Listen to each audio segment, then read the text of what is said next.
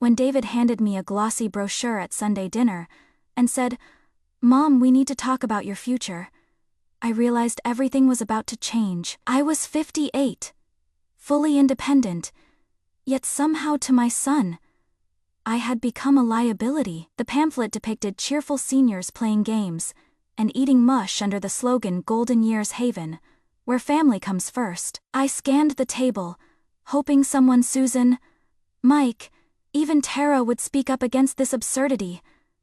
Silence. That is when it hit me. They'd already made this decision.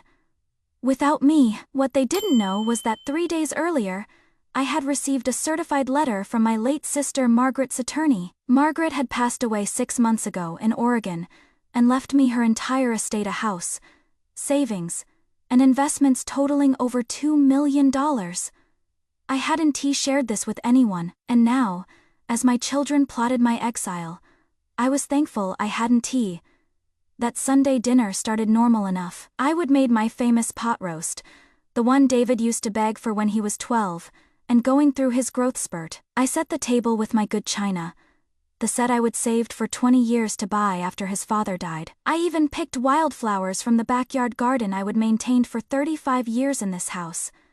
The house where I would raise 2 boys, nursed a dying husband, and somehow managed to keep the mortgage payments current on a secretary's salary. Susan arrived first with her tight smile and her nose already wrinkled, like something smelled bad. She would never liked my house, called it dated and cluttered, though I would always kept it spotless. She walked straight to the kitchen window and said, "Mom, this view is really getting overgrown.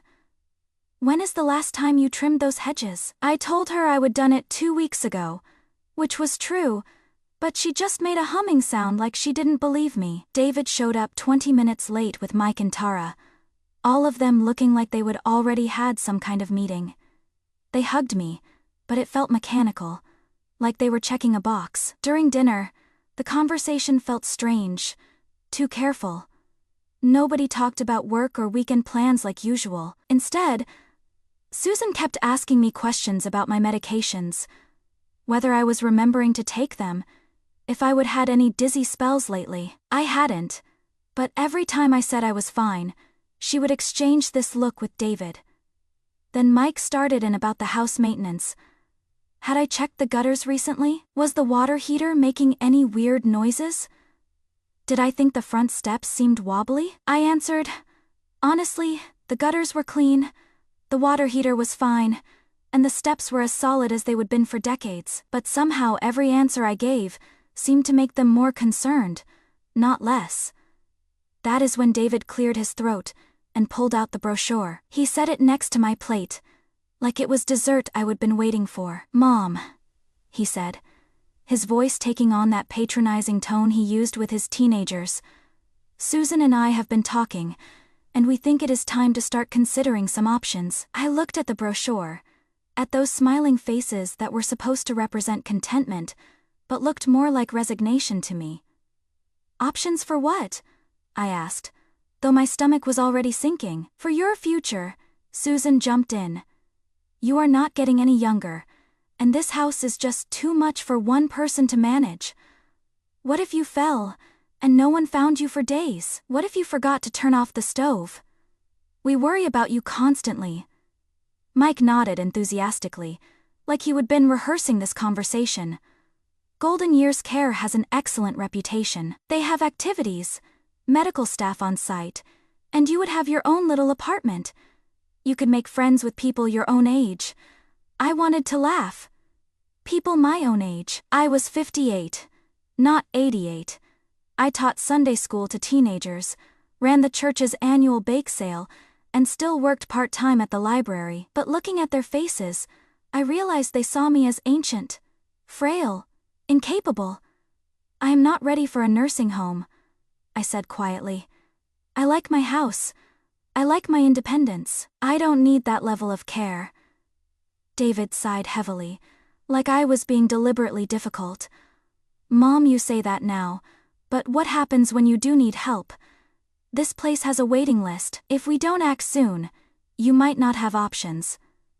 Besides, Tara added, speaking up for the first time, Think about what you could do with the money from selling this place. You could travel, buy nice things, enjoy your retirement instead of worrying about maintenance and property taxes.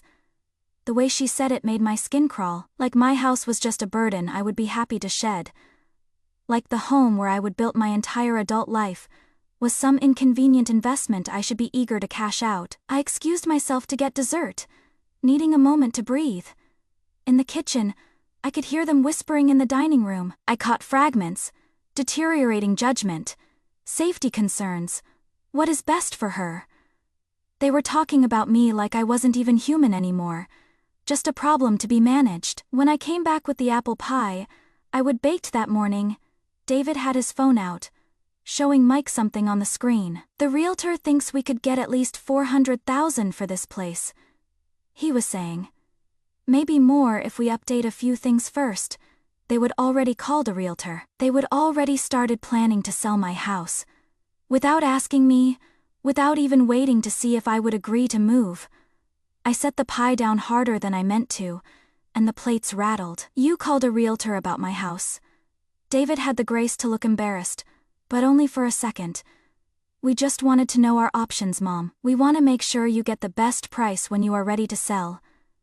When I am ready, my voice came out sharper than I would intended.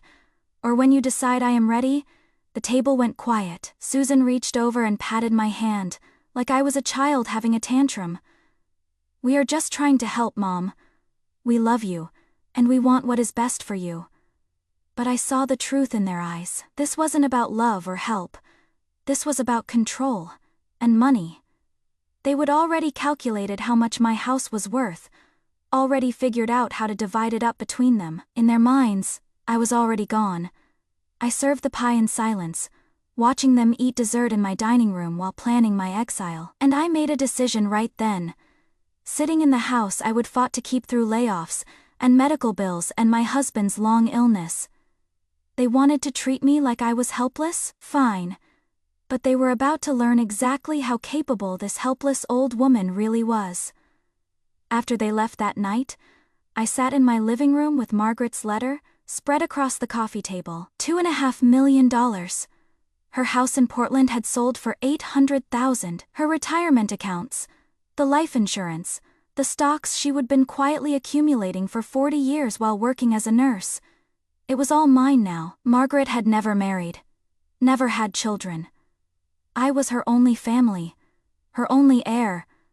The letter from her attorney included a note she would written before she died. Eleanor, it said in her careful handwriting, you sacrificed everything for everyone else. Your husband, your boys, your mother when she got sick. You put yourself last for 30 years. This money is for you to finally put yourself first. Don't let anyone guilt you out of that. Love, Maggie. I cried reading it. Not just because I missed her, but because she was the only person who had ever seen my sacrifices as sacrifices, not just obligations. Margaret had watched me give up my college fund to help pay for our mother's funeral. She would see me defer my own dreams when my husband got sick, when the boys needed dental work, or college money, or help with their first apartments. She would been there when David's business failed, and I refinanced my house to loan him $50,000. Money he would never paid back. Now David wanted to put me in a home and sell my house for $400,000. Money that would mostly go to paying for the nursing home fees. Money that would disappear within a few years, leaving me dependent on Medicaid and whatever charity my sons felt like providing. But they didn't know about Margaret's inheritance. They didn't know I had options, and they certainly didn't know that I would been documenting every slight, every dismissive comment, every way they would been treating me like a burden instead of their mother. I would started noticing it more clearly over the past year. The way David would answer for me when people asked how I was doing, like I couldn't speak for myself. How Susan would reorganize my kitchen cabinets when she visited, moving things to places I couldn't reach easily, then acting like she was helping. The way Mike would talk about Mom's situation like I had some kind of disease, instead of just being a woman living alone in her own house. They would been building a case against my competence for months. I realized, creating a narrative where I was declining, struggling, unable to cope, setting up the justification for taking control of my life and my assets. But I had news for them. The helpless old woman they thought they were dealing with had just become one of the wealthiest people in our small town, and I was about to teach them a lesson about underestimating people. The next morning, I called Margaret's attorney in Oregon. His name was Robert Chen, and he had the kind of calm, professional voice that made you trust him immediately. I told him about the nursing home conversation, about my family's plans for my house, about how they would been treating me. Mrs. Patterson, he said after I finished, I handled your sister's affairs for 15 years. She talked about you often. She specifically mentioned that she was worried about your family taking advantage of your good nature. That is why she set up the inheritance the way she did. What do you mean? The money isn't just yours. It is protected.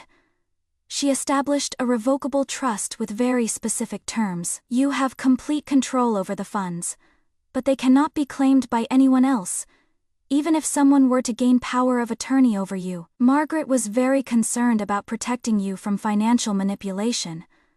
I started crying right there on the phone, thinking about how my sister had looked out for me, even after death. She would known somehow that this day would come. Mr. Chen, I said, I want to use some of this money for something specific. I want to buy my son's mortgage.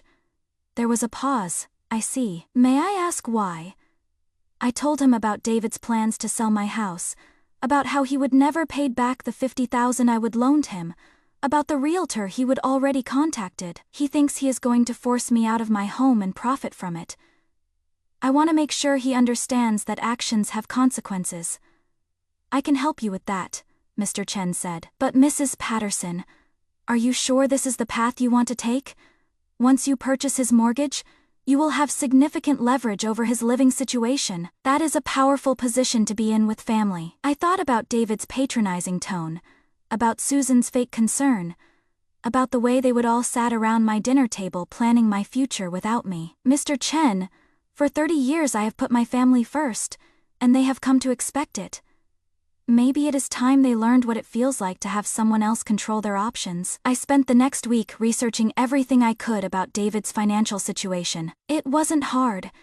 He would been asking me for advice about his mortgage payments for months, complaining about his adjustable rate, worrying about refinancing. He and Susan had bought more house than they could afford 3 years ago, stretching themselves thin to get into the right neighborhood for the kids. I also started paying attention to how they talked to me, and I began keeping notes. Every dismissive comment, every time they talked over me, every way they treated me like I was incompetent. By Friday, I had a notebook full of examples, and I was furious in a way I hadn't been since my husband died. That is when I decided to visit my neighbors, Tom and Janet Murphy. They were in their 70s, had lived next door for 20 years, and I would help them countless times, bringing groceries when Tom had his hip replacement, watching their dog when they traveled, organizing help when Janet had her mastectomy. They would watch my family's behavior at Sunday dinners from their kitchen window, and I knew they had opinions about what they would seen. Eleanor Janet said, when I knocked on their door that Friday evening, "We have been worried about you. We heard David and Susan talking in your driveway last Sunday about nursing homes and selling your house. Please tell me you are not actually considering that nonsense." Tom shook his head disgustedly. That boy's been looking at your house like it is his retirement fund ever since his father died. We have seen him walking around the property with that woman he married, pointing at things, talking about renovations. It is shameful. They invited me in for coffee, and I found myself telling them everything. About the inheritance, about my family's plans, about how invisible and unwanted they would made me feel. I even told them about my plan to buy David's mortgage. Good, Janet said fiercely. It is time that boy learned that his mother isn't just a piggy bank he can break when he needs money. Tom leaned forward. Eleanor, you know we have always considered you family. If you need allies in this, you have got them.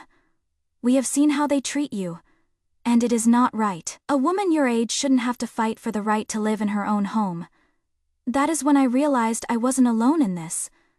I had people who saw me as a person, not a problem. People who respected my independence and autonomy, and I was about to show my actual family the difference between being loved and being managed. On Monday morning, I called the bank that held David's mortgage. It took several phone calls and some creative networking through my connections at the library, but I finally reached someone who could help me. Apparently, David and Susan were already behind on their payments, struggling with the interest rate adjustment that had kicked in 3 months ago. The bank was happy to sell the mortgage to a private investor, especially one who could pay cash. By Wednesday, I owned my son's house. On Thursday, I received the deed and all the mortgage documents in the mail. David owed $380,000 on a house that was worth maybe $420,000. He would been paying interest only for 3 years, building no equity, living paycheck to paycheck to afford the monthly payments. On Friday, I did something I would never done in my entire relationship with my children. I invited myself over to their house without asking permission first. Susan answered the door with that fake smile she always wore, but I could see the surprise in her eyes. "Oh, Mom, we weren't expecting you. Is everything okay?" "Everything's fine," I said, walking past her into the foyer. "I wanted to talk to you and David about something." David appeared from the kitchen, looking harried. He had been working extra hours trying to make their mortgage payments, and it showed Mom, this isn't really a good time. "We are trying to get the kids ready for soccer practice, and this will not take long," I said, pulling a manila envelope from my purse. "I have something that belongs to you." I handed him the envelope and watched his face as he opened it. The foreclosure notice I would had my attorney prepare was right on top, followed by copies of all the mortgage documents showing the transfer of ownership. David's face went white. "What is this?" "This is your mortgage, David. I bought it. And according to these documents, you are 3 months behind on payments. That puts you in violation of the loan terms." Susan grabbed the papers from his hands, scanning them frantically. "This cannot be legal. You cannot just buy someone's mortgage. Can you?" "I can. And I did, with cash." I sat down on their expensive couch, the one they would bought when they still thought their house was an investment instead of a liability. "Now, I wanted to discuss some options with you." David sank into a chair, looking like he would been punched. "Mom, what are you doing? Why would you do this?" "Well, son, I have been thinking about what you said at dinner last Sunday, about how it is time to face reality, about how sometimes family has to make hard decisions for the good of everyone involved." The irony wasn't lost on either of them. Susan's mouth opened and closed like a fish gasping for air. "I have decided that this house is just too much for you to manage," I continued, using the same tone David had used with me. "The payments are too high. You are falling behind. And what if something happened? What if one of you lost your job and couldn't make ends meet? I worry about you constantly." "You cannot foreclose on us," David said desperately. "We will catch up on the payments. We just need a little time." I pulled out another sheet of paper, a payment plan I would had my attorney draft. "I am not going to foreclose, David. I am going to help you, the same way you wanted to help me. I have arranged for you to make payments directly to me. The new monthly payment will be exactly what you can afford, which, according to your credit report, is about half of what you were paying before." Relief flickered across his face for just a moment before I continued. "Of course, there are some conditions. First, you will need to maintain the property to my standards. I will be conducting monthly inspections to make sure you are taking proper care of my investment. Second, any major decisions about the house, renovations, modifications, anything that affects the property value, will need my written approval. And third, I will need to be listed as an emergency contact on all your important accounts, just in case something happens and decisions need to be made for your own good." The silence in the room was deafening. They were getting a taste of what it felt like to have your autonomy stripped away, to have someone else control your living situation under the guise of helping. "Mom," David said slowly, This is what we were trying to avoid by suggesting the nursing home. We didn't want you to have to worry about financial complications, and I don't want you to have to worry about losing your house," I replied sweetly. "This way, we can all help each other. You get to stay in your home, and I get the peace of mind that comes from knowing my investment is protected." Susan finally found her voice. "How long is this arrangement for?" I smiled. "Well, that depends on you. The mortgage terms can be renegotiated at any time, as long as all parties agree. Or if you prefer, you could always sell the house and find something more affordable. I hear Golden Years Care has some lovely facilities that might suit your family's budget. The look of horror that crossed both their faces was almost worth all the years of being treated like I was losing my mind. Of course, I added, standing up, if you would rather discuss this over Sunday dinner, you are always welcome at my house. The house I will be keeping, by the way. I have decided I am not quite ready for assisted living after all. I left them sitting there in their living room, staring at papers that proved their mother wasn't the helpless old woman they thought they were manipulating. On my way out, I noticed their realtor's business card still sitting on the kitchen counter next to a folder labeled Mom's House Sale. I took the card with me. I had a feeling they wouldn't be needing it anymore. That night, I called Mike. Unlike David, my younger son had just been following his brother's lead in the nursing home conversation. He was weaker, more easily influenced, but not necessarily malicious. I wanted to give him a chance to understand what was really happening before he got caught up in David's panic. "Mike," I said when he answered, "I wanted to let you know that I have decided not to move to Golden Years Care. I am going to stay in my house." "Oh," he said, sounding confused. "Okay. I mean, if you are sure you can handle it." David seemed pretty convinced that it was the right move. David's dealing with some financial stress right now that might be affecting his judgment, I said carefully. "But I wanted you to know that I am fine, I am safe, and I am not going anywhere. If you want to visit me in my own home, you are always welcome." There was a pause. "Mom, is everything okay? You sound different." I thought about how to answer that. "I sound like myself, Mike." "Maybe that is what is different. I have been letting other people speak for me for too long." After I hung up, I made myself a cup of tea and sat in my garden as the sun set. For the first time in months, I felt calm. Not angry, not hurt, just quiet and sure. I would spent 30 years being the person everyone could count on, the one who solved problems and fixed things, and put everyone else's needs first. Now I was discovering what it felt like to put myself first, and it was intoxicating. The next few days were interesting. David called 16 times on Saturday alone, but I let every call go to voicemail.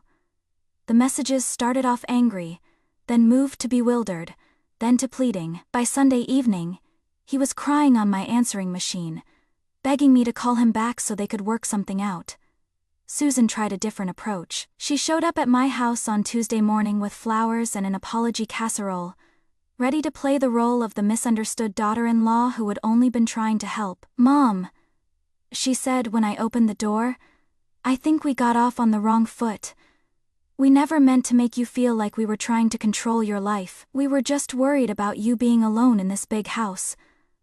I accepted the flowers, but didn't invite her in. "Susan, I appreciate your concern, but I think you misunderstood something fundamental about our relationship." "What do you mean? You seem to think that being worried about me gives you the right to make decisions for me, but worry is your problem to manage, not mine to solve by giving up my independence." She blinked, clearly not expecting that response. "We just want what is best for you, and I want what is best for David and you, which is why I bought your mortgage. Now you will not have to stress about those payments anymore. You can thank me later." I closed the door gently but firmly, leaving her standing on my porch with her casserole and her confusion. The real breakthrough came on Thursday, when David finally showed up in person. He looked terrible, hadn't shaved, was wearing the same shirt he would had on Tuesday when I would seen him driving past my house. He was clearly not sleeping well. "Mom," he said, and his voice cracked like he was 15 again. "I am sorry. I am so sorry. I didn't realize how we were making you feel. I thought we were helping." I studied his face, looking for sincerity instead of manipulation. I would learned over the past week that I was much better at reading people when I wasn't desperately hoping they cared about me. "David, sit down." I gestured to the porch swing where I would rocked him as a baby, where I would taught him to tie his shoes, where we would talk through his first heartbreak. "Tell me what you are really sorry for. He slumped onto the swing like all the fight had gone out of him. I am sorry for treating you like you were incapable. I am sorry for calling that realtor, without asking you. I am sorry for making plans about your life without including you in them. It was a start. What else? I am sorry for never paying you back the $50,000. I am sorry for taking your help for granted. I am sorry for letting Susan criticize your house and your choices. I am sorry for not standing up for you when you needed me to. I felt something loosen in my chest, a knot of hurt I would been carrying for so long. I would forgotten it was there. David, do you remember when you were 12, and you wanted that expensive bike for your birthday? He nodded, looking confused by the change of subject. I told you we couldn't afford it, but you could earn half the money, and I would match it. You mowed lawns all summer, saved every penny. When your birthday came, you had earned your half, and I had mine waiting. Do you remember what you said when I gave you the bike? I said thank you? You said, thanks, Mom. But I earned this myself, because you had earned it. You had worked for it, sacrificed for it, proven you deserved it. I leaned back in my chair, watching his face. That is what respect looks like, David. It is acknowledging that other people have agency, that they have earned the right to make their own choices, even when you disagree with them. He was quiet for a long time. I didn't think about it that way. No, you didn't. You saw me as a problem to solve instead of a person to respect. And the solution you came up with involved taking away everything I would worked for and earned. My home, my independence, my right to choose my own future. But what if something happens to you? Then something happens to me. That is my risk to take. Just like it is your risk to take that you might lose your house if you cannot make the payments. I smiled, but not unkindly. The difference is, I am offering you a way to keep your house. You were offering me a way to lose mine. We sat there swinging gently, not talking, while David processed what I would said. Finally, he asked, what happens now? Now we figure out how to be family without anyone giving up their dignity. You make your mortgage payments to me instead of the bank. You stop treating me like I am incompetent. And maybe, if you can do those things consistently, we can renegotiate the terms of your loan. And if we cannot?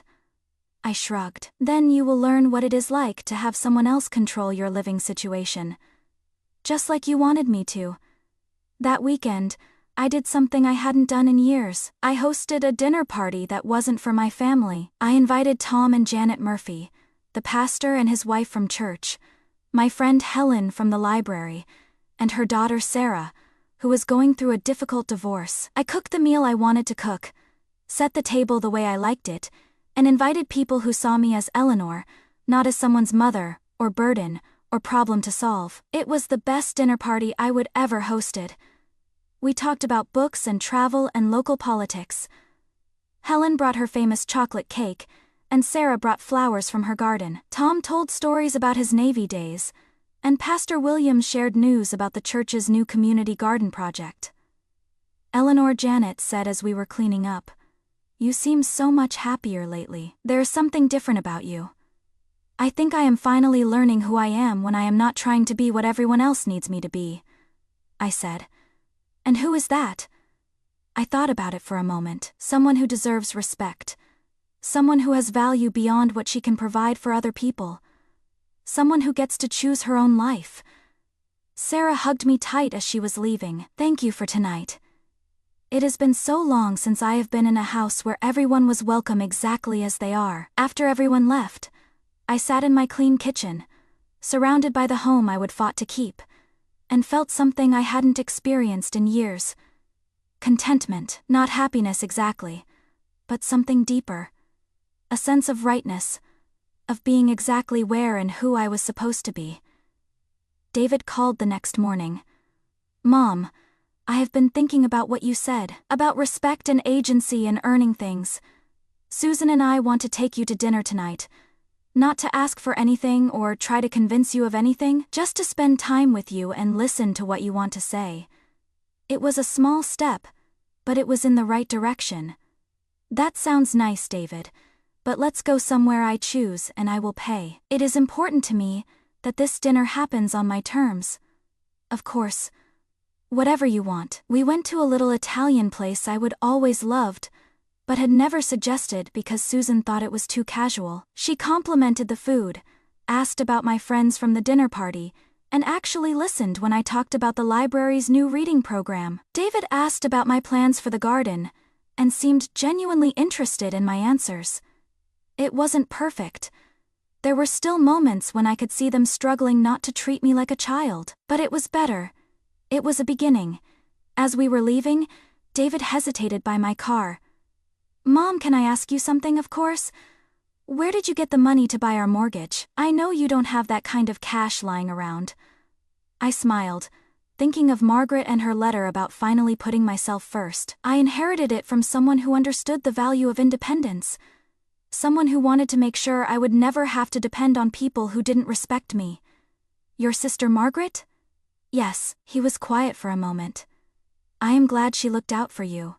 And I am sorry you felt like you needed looking out for." That night, as I got ready for bed in my own house, in the room I would shared with my husband for 20 years, I realized that I would learn something important over the past few weeks. Love without respect isn't really love at all.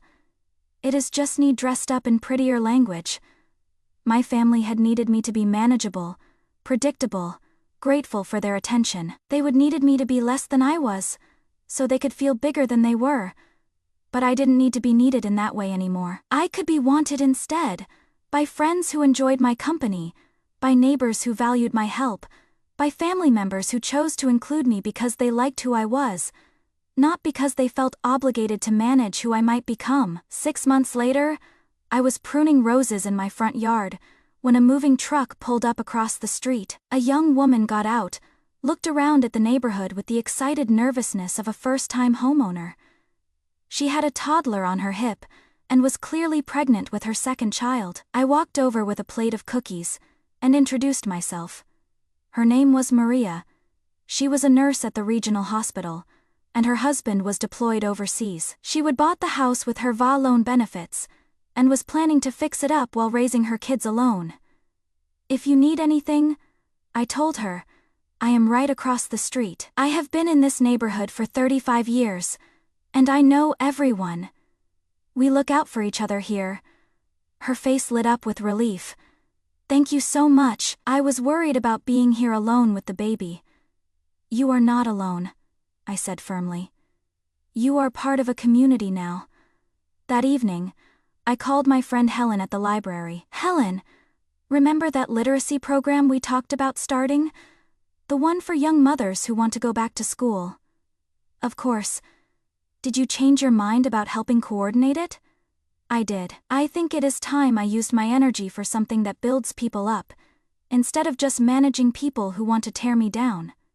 We started the program that fall. It met twice a week in the library's community room, offering childcare, tutoring, and college preparation for women who had had to put their education on hold. Maria was one of our first participants, working toward her nursing degree, while her husband was deployed. David and Susan started coming to Sunday dinners again, but now they were actually dinners, not strategy sessions about my supposed decline. David had found a better job, and was making his mortgage payments on time. More importantly, he would started asking for my advice, instead of assuming I needed his. Mike brought his girlfriend Tara less frequently, and when she did come, she mostly listened instead of offering unsolicited opinions about my life choices. I think watching David lose control of his own housing situation had made them both realize that security was more fragile than they would assumed. But the biggest change was in me. I would stop waiting for other people to validate my worth or permission to live my life the way I wanted. I would started saying no to requests that didn't serve me, and yes to opportunities that excited me. I would learn the difference between being helpful and being used, between being loved and being managed. 1 year after that awful Sunday dinner, I hosted a potluck for all the families in our literacy program. My house was full of women and children, laughter and hope, stories of goals achieved and dreams pursued. Maria had finished her degree and gotten promoted to charge nurse. Another woman, Linda, had started her own daycare business. Sarah had completed her divorce and was planning to go back to school herself. As I watched these strong women supporting each other, building each other up, creating the kind of community where everyone's dignity was protected and honored, I thought about Margaret's letter. She would been right. Putting myself first hadn't made me selfish. It had made me powerful, and power used wisely could lift everyone up. That night, after everyone had gone home, and I would finished cleaning up, I sat in my garden with a cup of tea and watched the fireflies dance among the roses I would planted, the ones my family had wanted me to abandon. I thought about the woman I would been a year ago, desperately trying to earn respect from people who had already decided I didn't deserve it. And I thought about the woman I was now, surrounded by people who valued my wisdom, my experience, my friendship. I would learn that you cannot love people into respecting you, but you can respect yourself enough to stop accepting less than you deserve. You cannot control how others see you, but you can control how clearly you see yourself. And sometimes, the greatest gift you can give your family is the lesson that love without respect is just manipulation with a prettier name. The house that built me was still standing, still mine, still full of life and possibility. And so was I. What is the most important lesson you have learned about standing up for yourself? Have you ever had to choose between keeping the peace and keeping your dignity? Share your story in the comments below. I read every single one, and your experiences help other people feel less alone in their struggles. And if this story spoke to you, please like and subscribe for more real-life lessons about family, respect, and finding your strength when you need it most. Sometimes the most powerful thing you can do is simply refuse to disappear.